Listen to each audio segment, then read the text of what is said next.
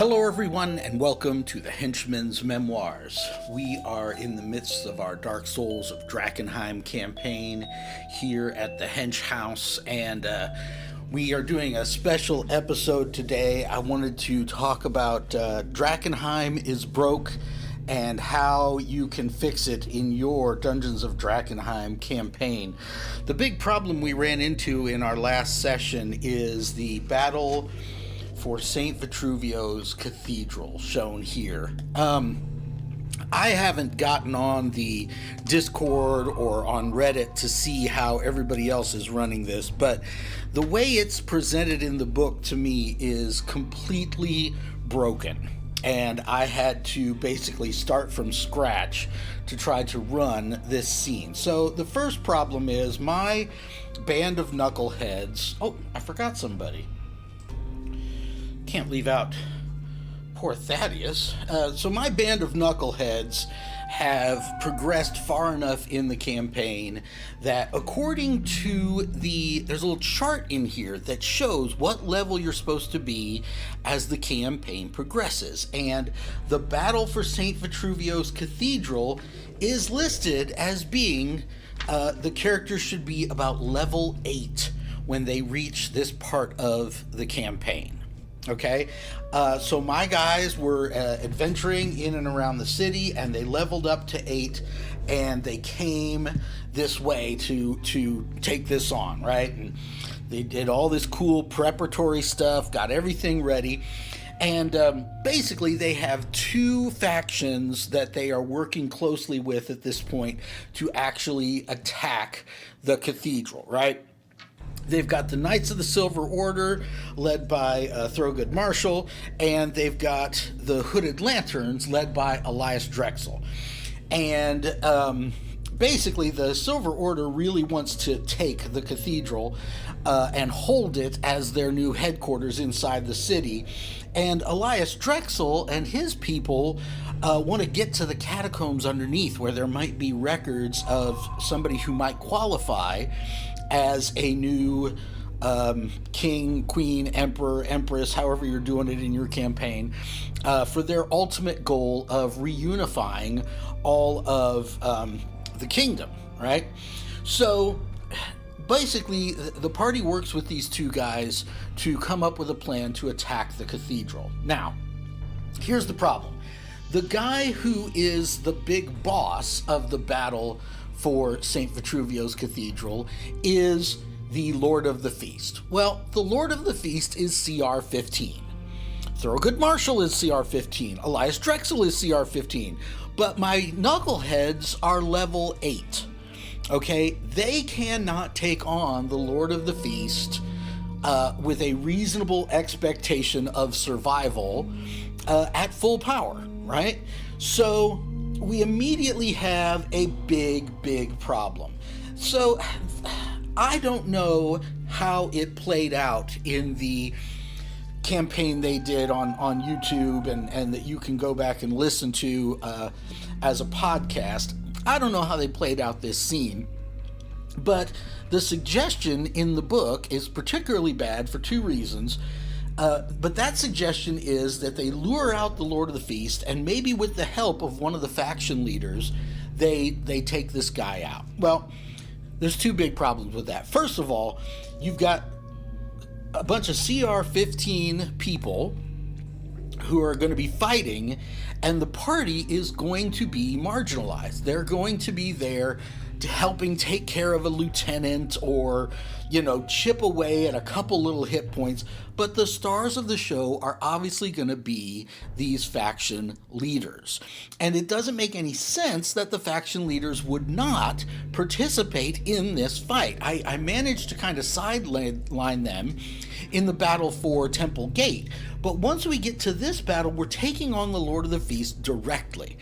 And so there just doesn't seem to be a good way to run this where the players aren't, your PCs aren't just kind of side note characters. And then there's another great big problem, and it has to do with this map right here, okay?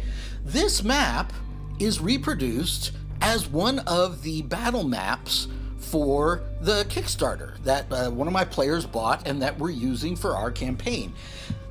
I want something cool to happen here, because this is a map that I have that I can lay out, that I've been holding on to, and I want to lay out in front of my players and be like, hey everybody, this is it, the battle for the Cathedral.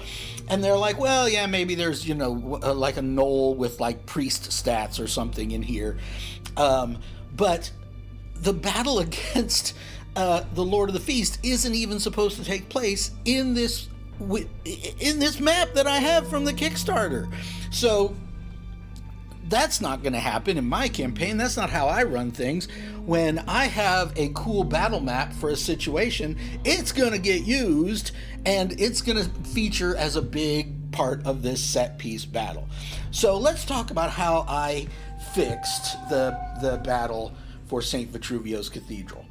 I first of all decided that, yes, Thurgood Marshall and Elias Drexel are going to try to take on the Lord of the Feast head on.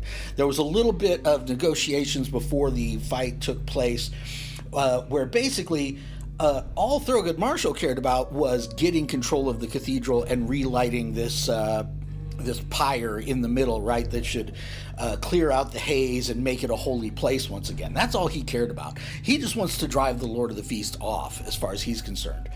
Whereas the head of the Hooded Lanterns, Elias Drexel, he wants to kill the Lord of the Feast. So he was able to negotiate through the PCs with the Silver Order to set it up so that no, we're not just trying to drive him off or break his forces or what. We're trying to corner him and kill him. So that was thing number one. And basically the battle plan that had been set up by these guys as the players are negotiating between them, I had these guys argue, here's what's going to happen. We are going to launch a two-pronged attack on all these forces at the cathedral. And eventually, the Lord of the Feast is going to try to come out and fight us one-on-one. He's going to see us. And the players in my campaign had a great idea, because I'd set up this thing where ever since the Battle of Temple Gate, the Lord of the Feast was sending his trackers to actually track down these guys and get revenge on them. So, like, what if he sees us with these two? Maybe that will draw him out, which I thought was a great idea. But the plan was, once he comes out and these two are fighting him, the party would have a mercenary wizard from the wizards group, right? And they would teleport up onto one of these towers and actually fight their way inside and relight the pyre in here. Now, the book makes it like it takes a whole day and it takes the highs. No. We're fixing that right away. This is an end run to get in there and purify this and have holy radiance coming out of that fire, right? So that the whole cathedral becomes like a semi-holy place, and it gives disadvantage to all these evil creatures that are trying to run around in here. So the party was going to have the help of Cassandra Wyatt, who is a powerful lieutenant in the Silver Order, and then there was an Amethyst Academy mage, and her deal was just she was going to use the Scroll of Teleport, get them up here, and she was going to like dimension door out. And basically Cassandra Wyatt, along with the party, were going to fight their way down through this and get into the main area. Why? Because that gives me a chance to use this battle map. That's the whole, the whole point of what we're doing here. So I set that up, and I brought out some of my, I got a ton of Pathfinder pawns in my Knoll bag. So I had this pretty cool Gorble. They had fought a Gorble before, and they knew how tough they were. So I had this female Gorble, and I had a bunch of these Matt Colville gnolls that have all these nasty powers. And the party basically, I set it up from the beginning that they had to fight their way in there. And then Cassandra was going to be able to start casting the spell that would purify this flame, right? But she needs 6 rounds to do it. So the henchman has told you before, I'm going to tell you again, anytime you're running a mass combat, you have the big picture of the combat that you just described, and then when you zoom into what the players are doing, right? Just like in any Star Wars movie, anything where you want to zoom in and actually have the key action taking place, when you zoom into your characters, you've got to have a timer. There's always got to be a timer running the whole time that there's a mass combat going. And actually, I had one of the players ticking off all the rounds for me, and he ended up with like how many rounds she had to cast. Then she had 6 rounds that she had to complete without her concentration being broken in order to purify the pyre. Right? But I also, from the time they teleported to the top of the tower, I had him keeping track of how many rounds had passed. Because the quicker they fight their way down the tower and the quicker they clear out the people surrounding the pyre and get this started, there were going to be waves of enemy that were going to be coming into the cathedral at certain rounds, right? Like at round 7, around 9, around 11, all these new enemies keep appearing, and the party has to protect this caster, right? You don't want it to be one of your PC casters. Let me tell you thing number 1, right? You've got to send somebody with them that it's basically an escort mission, right? That they're trying to protect and make it so that she can cast the spell. And then in here, I can't even read his handwriting, but there were different spells that were going off that each had different number of rounds they were going to last, and so it ended up becoming this big thing. But as wave after wave of new Knoll enemies are coming in, and what I did was there are 4 ways into that cathedral. And so as each wave appeared, I would make it coming from a random direction, one of these 4 cardinal directions. And then I also made a random number of what kind of monster it was. But then the wave determined which grade of Matt Colville Knolls it was that were coming into the cathedral. And then, of course, if you, again, why do I say of course? One of my players, the same guy who bought the whole campaign for us, he painted this thing by hand himself. He put in all this work, right? This came with the Kickstarter. There's no way that the Lord of the Feast is going to be killed off screen by some NPC, no matter what his challenge rating is, right? The party has to fight this mini. The party has to strike the killing blow on the Lord of the Feast. And they did, because he comes in as the last wave, and they've just about completed this thing. He comes in, I had him at like half hit points.